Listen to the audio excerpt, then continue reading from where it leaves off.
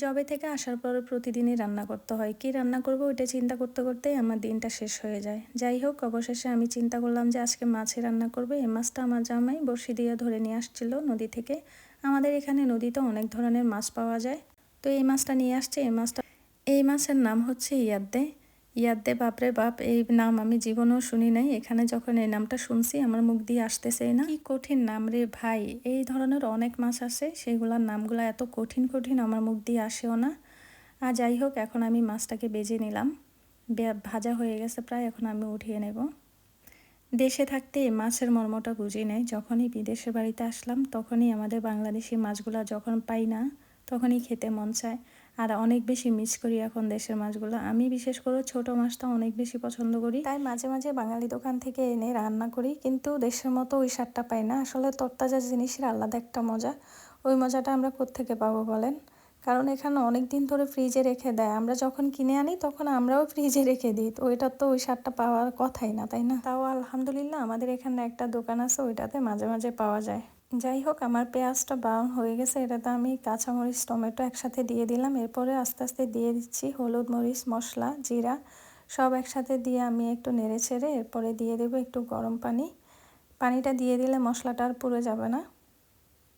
আমার তরকারি কালারটা সবসময় একটু অন্যরকম হয়, একটু লালচে টাইপের হয়, কারণ আমি ঝাল মশলাটা একটু বেশিই খাই।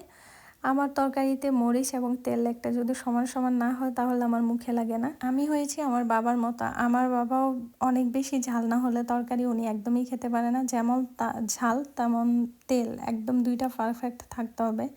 সব কিছু অতিরিক্ত দেওয়ার পরে আমার আম্মু খেতে পারে না, ওনার মুখে লাগে না। উনি সবসময় কমপ্লেন থাকে যে ওনার তরকারিতে ঝাল দেয় না। আমার তরকারি দেখলেই বোঝা যাবে যে আমার তরকারিতে কতগুলো মরিচ ইউজ করি, তাও আমার আব্বুর মুখে লাগে না, ঝালে নাকি হয় না। তো যাই হোক, এখন আমার তরকারিটা কষানো হয়ে গেছে। তারপরে আমি পানি দিয়ে একটু ঢাকনা দিয়ে রাখবো। ঢাকনা দিয়ে রাখার পরে মাঝে মাঝে আমি একটু নেড়ে দিই, কারণ আমাদের চুলাগুলোর অনেক তাপ, কখন যে পুড়ে যায় বুঝতেই পারি না। সেজন্য রান্না করার সময় অনেক বেশি খেয়াল করতে হয়, খেয়াল রেখে তারপরেই রান্না করতে হয়। কারণ পুড়ে গেলে তো আবার খাওয়া যায় না। এত কষ্ট করে রান্না করার পরে যদি তরকারি পুড়ে যায় তখন তো খুব বিরক্ত লাগে, তাই না? আর অবশেষে আমার তরকারিটা হয়ে গেল, আমি ধনিয়া পাতা দিয়ে নামিয়ে নিলাম। তরকারির কালারটা দেখেন, মাশাল্লাহ, জাস্ট ওয়াও হয়েছে। Black colour, wow. Just looking like a wow.